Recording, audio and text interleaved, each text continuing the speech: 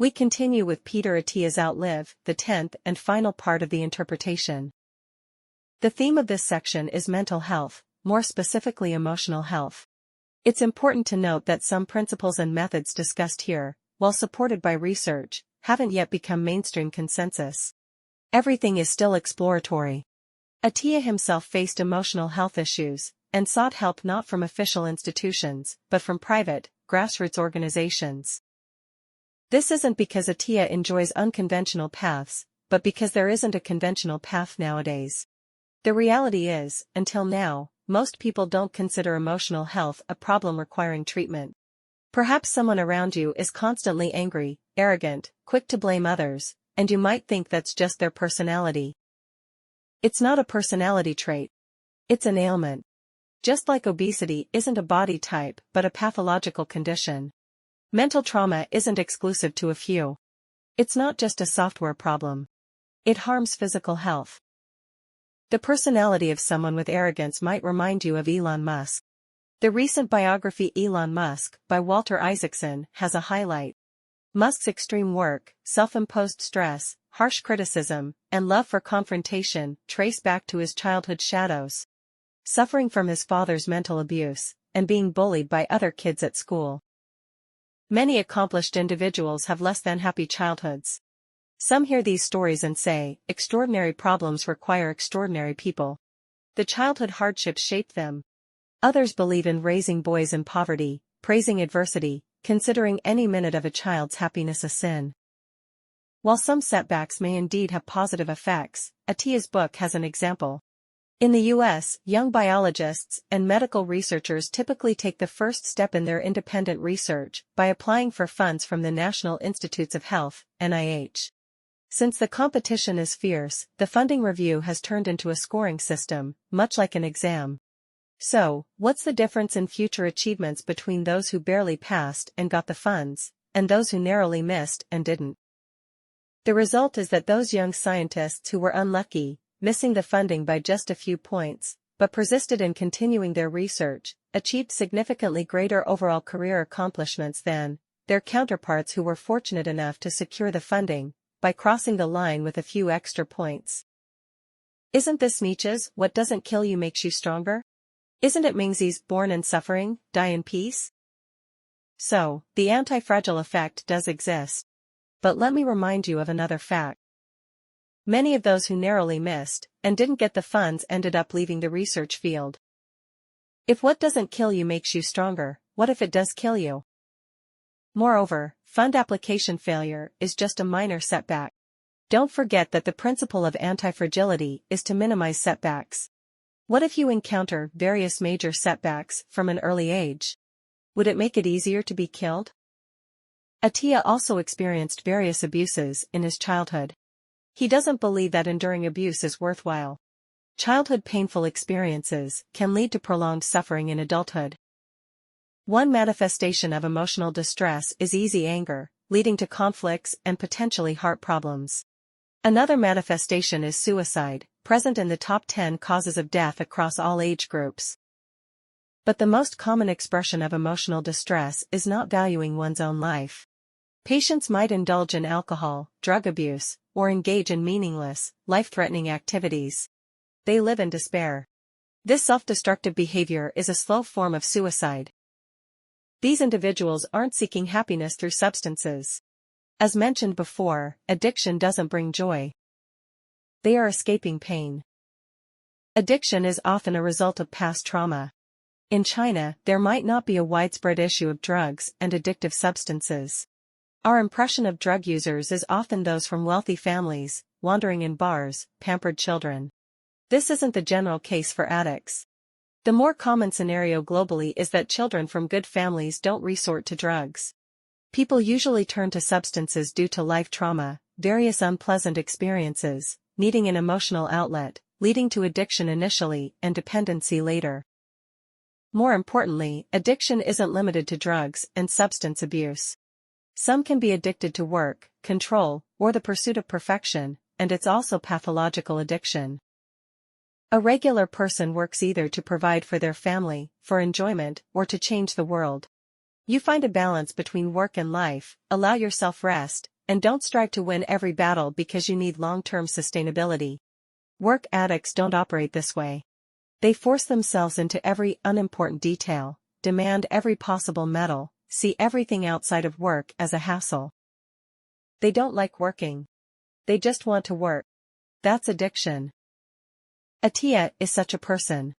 Apart from work addiction, he often experiences anger, even to the extent of emotionally hurting his family. Fortunately, Attia actively sought help. Then, someone pointed out the deep-seated issues.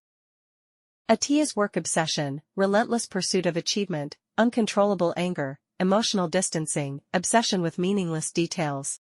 All rooted in helplessness deep within. Attia experienced continuous abuse in his childhood. But as a man, seeking help doesn't come naturally. Instead, you turn those experiences into shame. The only right response, you think, is to transform from a victim to an avenger. Shame transforms into arrogance. Attia fought back against childhood pain by taking up boxing and martial arts at 13. Later, he became interested in archery and race-car driving, using these activities as outlets for his anger. In the pursuit of achievement, he set high standards for learning, became a workaholic, entered Stanford Medical School, became a doctor, and an entrepreneur. He imposed immense pressure on himself, leading to several breakdowns. Converting shame into arrogance might indeed provide immense motivation. But according to Attia's psychologist, in the long run, this will bring disaster to life. Failing to complete a task, Attia feels shame. Shame turns into anger, and he shouts at his children. Later, realizing he shouldn't take his anger out on his kids, he feels shame again. Then, it's anger at himself. It's a vicious cycle. Later, Attia started his longevity company. One of his patients, a highly successful individual, once said something that encapsulates this mentality. I need to become great, so I don't feel worthless. One organization that helped Attia is called the Bridge to Recovery. They have a theory called the trauma tree, suggesting that certain negative behaviors exhibited by individuals in adulthood, like addictions and uncontrolled anger, are adaptations to various childhood traumas. What we see as behaviors are like the trunk and branches of a tree above the ground, while childhood traumas are the roots buried beneath.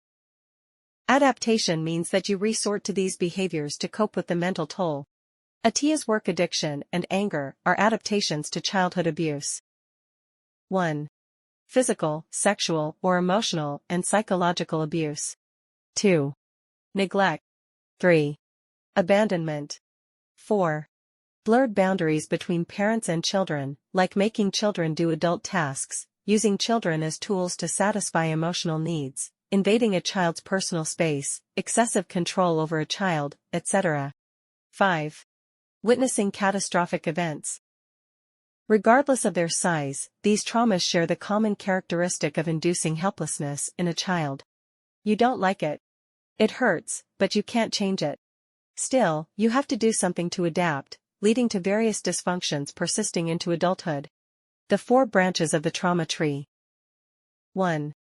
Addictions, including addiction to drugs, substances, alcohol, as well as addiction to work, exercise, and perfection. 2. Psychological overdependence on others. 3. Habitual anger and a tendency towards irascibility. 4. Difficulty establishing or maintaining meaningful relationships with others. These phenomena were also discussed in the book Behave, by Sapolsky. Some children abused by parents end up relying more on their parents, while some abandoned children grow up afraid to establish intimate relationships. What's more terrifying is the tendency of the trauma tree to be passed down from generation to generation. A child abused by parents might become an abusive parent. What can be done about it? I used to dismiss the psychological therapy of digging deep into childhood shadows. I believed people should look forward, but I might have underestimated the traumas some people face. The methods introduced here by Attia mainly address those with severe trauma, resulting in significant emotional disorders. However, the general public can also find inspiration from them. There's a methodology called Dialectical Behavior Therapy, DBT, specifically designed to help patients with severe emotional issues. Referred to as borderline personality disorder. And it's a behavioral therapy rather than cognitive therapy. DBT's effectiveness has been confirmed by clinical experiments. The goal of practice is to break the chain reaction of negative stimulus, negative emotion, negative thought, negative action. In other words, to control oneself from exploding. As we've often said before, it's about finding the freedom to decide how to react between stimulus and response. To achieve this, you need to be able to step out when you're engulfed in negative emotions like anger, observe yourself, realize your current state, and understand what stimulus turned you into this. It's challenging, and you might need medication, but mindfulness meditation is beneficial. More importantly, it's about action. You have to actively do things, change behavioral patterns, so that even when facing negative stimuli, you can remain calm. Attia used an analogy.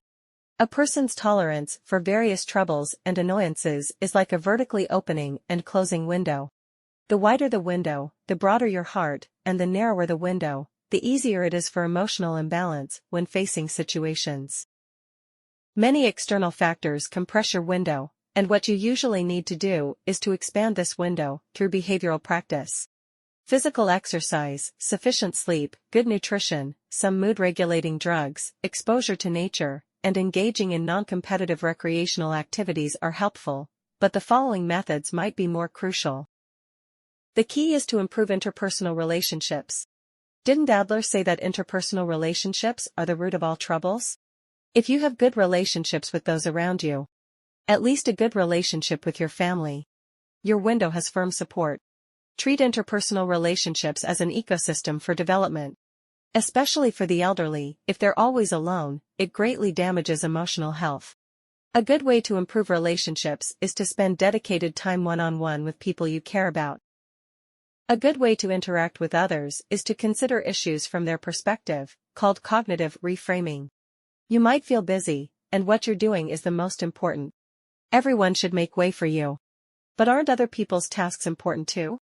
Consider what image of yourself others see from their perspective. It can be very helpful. A simple way to break free from negative emotions is to splash cold water on your face or, if that doesn't work, take a cold shower. This sudden stimulus can slow your heart rate and breathing frequency, shifting from the sympathetic nervous system mode of fight or flight to the calm parasympathetic nervous system mode. Prolonged deep breathing has a similar effect. Another technique is reverse action, actively doing something opposite to your impulse. Attia once was at home, extremely busy with work, and his wife planned to take the children out. He clearly said he wouldn't go. Just then, Attia broke his usual pattern, engaged in reverse action, and actively went out with his wife and children, resulting in a very positive outcome. The principle here is that changing behavior can change mood. Perhaps you really want to get angry at someone, but if you reframe your perspective and take reverse action, listing that person's achievements and strengths, you'll find your own mood improving. The last piece of advice is to be kinder to yourself. Treat yourself as you would a good friend. Don't be demanding, be understanding and encouraging. This is also what we've mentioned many times, self-care. With this, we've completed the interpretation of Outlive. In the next section, I'll share some insights. If you feel there is value in this, please like, subscribe to this channel, and leave your thoughts or suggestions in the comments section. Let's grow together and read more good books.